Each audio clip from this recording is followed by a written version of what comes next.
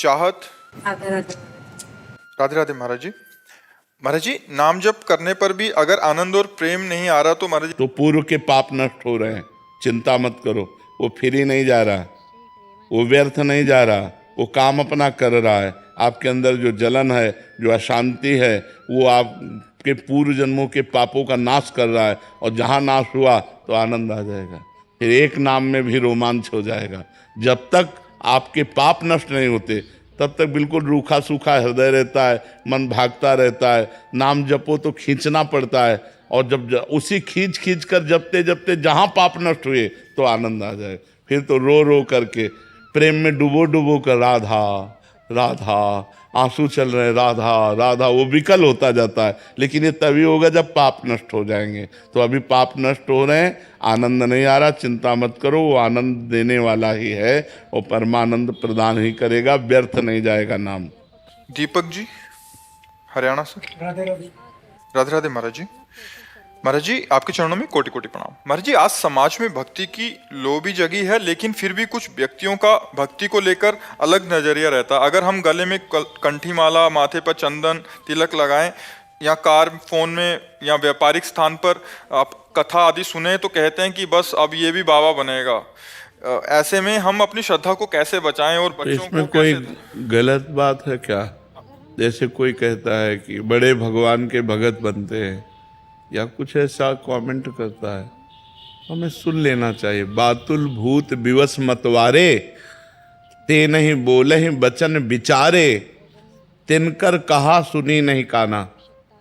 जो भगवान की भक्ति का उपहास करते हैं या मन से विरोध करते हैं, ऐसे लोगों की बातों को हम नहीं सुनते। देखो, उपहास करने योग्य तो वो है जो खुले शराब पीता है, खुले व्यभिचार की चेष्टा करता है, चोरी करता है, हिंसा करता है, ये उपहास के पात्र हैं। कंठी बांधना, तिलक लगाना, भगवान का नाम जप करना, कोई नशा न करना, कोई गंदे आचरण न करना, ये कोई उपहास का विषय थोड़ी है। पर जो लोग ऐसे भक्तों का उपहास करते हैं, वो अपना पतन करते हैं। अपने लोगों को उनकी बातें नहीं सुननी है। हमें बिल्कुल धैर्यवान बनना है। वो उपहास करें, अपने मुस्कुरा दिए, अपने मार्ग में चलें। हम अपने धर्म मार्ग में चलें। धर्म मार्ग में चलने वाले का जो उपहास होता है वो उसकी उन्नति का कारण बनता है, और जो उपहास करता है उसकी अवनति होती है। इसलिए धैर्यपूर्वक चलिए, घबराने की जरूरत नहीं, ना लड़ने की जरूरत है, ना उनकी निंदा करने की जरूरत है, मुस्कुराने की जरूरत है। मुस्कुरा दिया, चल दिया, वो उसके विचार है, अपने सत मार्ग में चल रहे हैं जी। तान्या जोशी जी। राधे राधे। राधे राधे महाराज जी। महाराज जी, आप कह रहे हैं कि आप एक चित्रकार हैं, श्री जी के चित्र बनाते हैं और राधा नाम की माला बनाने आदि का कार्य करते हैं, किंतु अब इसकी कीमत तय करना या इसके बदले में धन लेने में संकोच लगता है। ऐसा क्या करूं कि मेरी सेवा भी बन जाए और अर्थ। नहीं, अब ऐसे न्यौछावर कर दोगे तो दुकानें लुट जाएगी। पैसा तो लेना ही पड़ेगा, और पैसा नहीं लेंगे तो आपका परिवार कैसे चलेगा? तो व्यापार जब कर रहे हैं तो उसमें ये संकोच नहीं करते। जैसे जो मूर्ति का व्यापार करते हैं, ऐसे दुकान लुट जाएगी, ऐसे दुकान नहीं चलती। दुकान तो जैसे दुकान व्यापार का कार्य है, उसमें संकोच। अगर कंठी 100 रुपया की है तो भाई 100 रुपया की कंठी है, जो जितना है उचित मूल्य लेकर के, लाभ लेकर, और हम भक्तों की सेवा करें। उसमें ऐसे विचार न धारण करें कि हम भगवान के नाम को, भगवान की छवि को कैसे बेचें। नहीं, वो व्यापार है तो फिर ऐसा करना है। कोमल जी, भिवानी से। राधे राधे महाराज। राधे राधे महाराज जी। महाराज जी, क्या आज के समय में संसारिक और ग्रस्त जीवन में रहकर भगवान की प्राप्ति की जा सकती है? महाराज जी, इनका प्रश्न है कि भगवान की प्राप्ति के लिए जो सबसे ज्यादा जरूरी है वो एकांत और शांत माहौल में रहकर। नहीं, ऐसा नहीं। भगवान की प्राप्ति के लिए एकांत जरूरी नहीं। भगवान की प्राप्ति के लिए काम छोड़कर बैठना, कायर होना जरूरी नहीं है। भगवान की प्राप्ति के लिए मामुनिस्मर युद्ध च, अर्जुन जी को आदेश कर रहे हैं, तस्मात् सर्वदा सर्वकालेषु मामुनिस्मर। हर परिस्थिति में मेरा स्मरण करो और युद्ध च, अपने कर्तव्य का पालन करो। एकांत किसे कहते हैं? हृदय में जो भगवान का सुमिरन होता है, उससे बढ़कर एकांत नहीं। कहाँ जाओगे एकांत?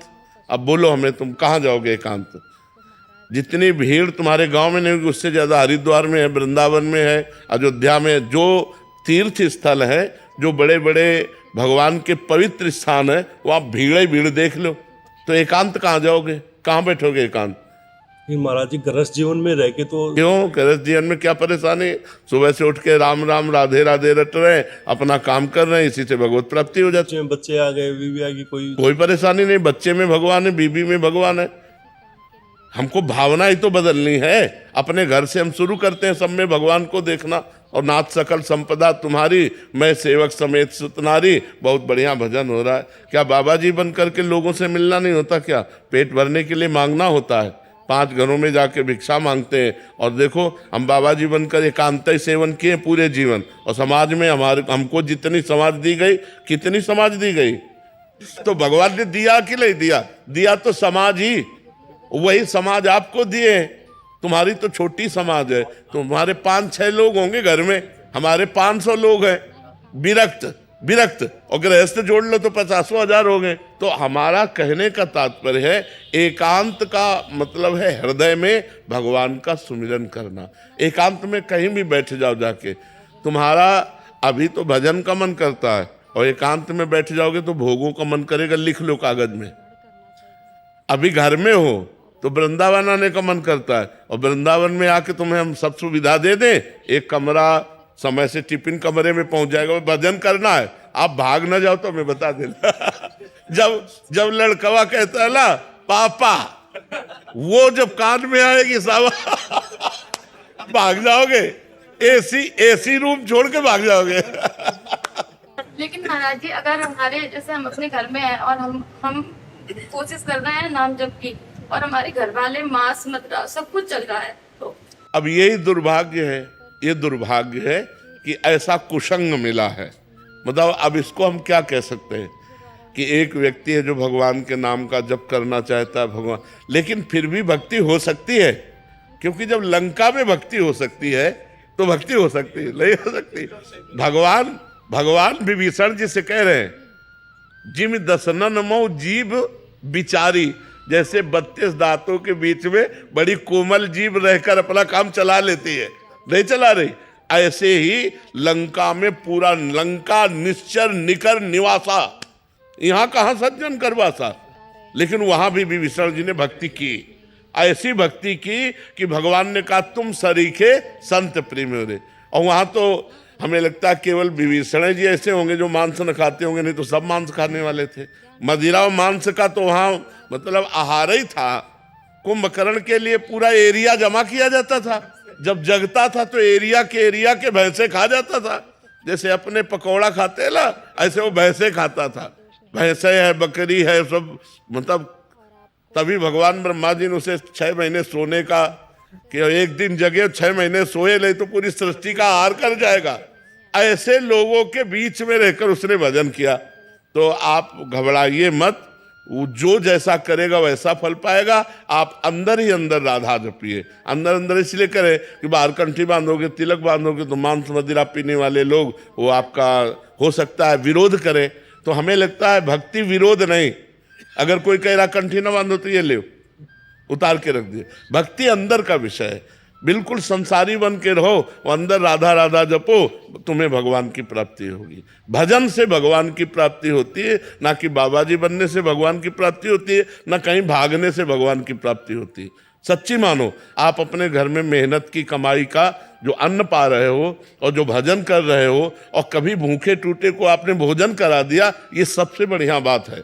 हम लोगों का हिसाब कटता है, जो हम वस्त्र पहने इसका भजन जाता है, जो प्रणाम करते हैं उनको भजन जाता है, जो भोजन देते हैं उनको भजन जाता है। ये सब फ्री नहीं है, यहाँ सबका टैक्स है। और अगर भजन कम पड़ गया तो हमको नरक जाना है।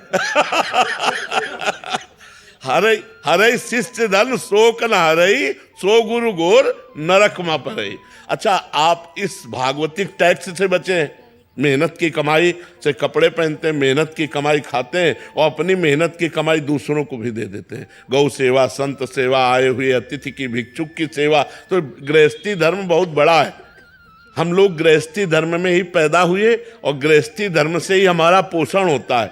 पोषण भी गृहस्थी धर्म से होता है। अगर ये आप लोग समझते हो कि गृहस्थी धर्म में भगवत प्राप्ति नहीं हो सकती, तो आप सच्ची मानो, सबसे पहले गृहस्थी को भगवत प्राप्ति होगी। पर धर्म से चले। अब पराई बहनी बिटिया से गंदी बातें करो, शराब पियो, मांस खाओ तो नरक जाओगे। चाहे और अगर अच्छे आचरण करोगे, 4 रोटी अपने से बचा करके गौ सेवा संत सेवा में दे दी, तो वही तुम्हें भगवत प्राप्ति कराएगा। खूब नाम जप करो, कोई परेशानी नहीं। कहाँ भाग के जाओगे? आज हमें एकांत बता दो, कहाँ एकांत है? कहीं एकांत नहीं बचा। हिमालय में भी चले जाओ तो वहां भी लोग आजकल जो है जहां भी एकांत समझते हो वही शूटिंग शुरू है। हाँ कि नाम पर जब करते हैं 10 मिनट एकांत में बैठ के, तो उसी टाइम पे पत्नी कुछ काम बता देती है, बच्चा कोई बात नहीं, तो उठ के खड़े हो गए, काम करने लगे, राधा राधा अपना काम करने के लिए चल दिए। राधा भगवान को एकांत में बैठकर भजन करने से नहीं मिलते, काम करते हुए भजन करना सबसे श्रेष्ठ बात है। झाड़ू लगा रहे, फावड़ा चला रहे, व्यापार कर रहे हैं, पानी ला रहे, कुछ भी काम कर रहे, राधा राधा राधा राधा, क्या जाता है? माले चलाने से भगवान प्राप्त होते हैं, भगवान सुमिरन करने से प्राप्त होते हैं। हम सुमिरन करें भगवान का, माला के बिना सुमिरन करें।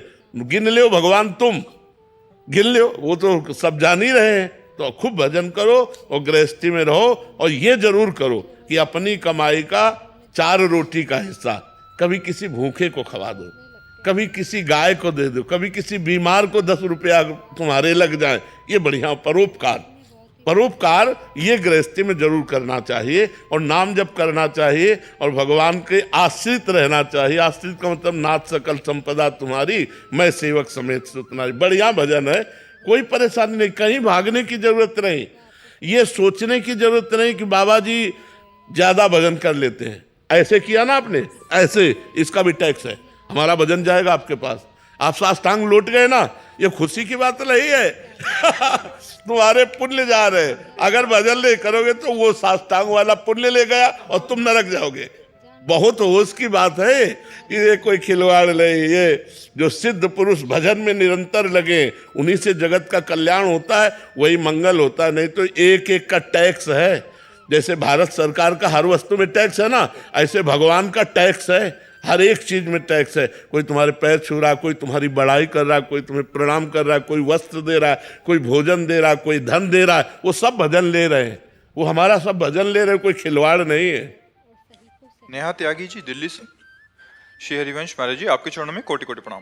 गुरुदेव, जब हम श्रद्धा और प्रेम से पावन नाम जप करते हैं तो उसका दिव्य प्रभाव हमारे जीवन में अनुभव होता है। महाराज जी, मेरी जिज्ञासा है कि क्या ये शुभ ऊर्जा उन प्रियजनों तक भी पहुंचती है, जैसे माता पिता जो धरती पर नहीं है, चाहे वो सूक्ष्म लोक, परम धाम या पुनर्जन्म की अवस्था में हो? क्या हमारे जप से उन्हें शांति और उन्नति प्राप्त हो सकती है? बिल्कुल मिलेगी।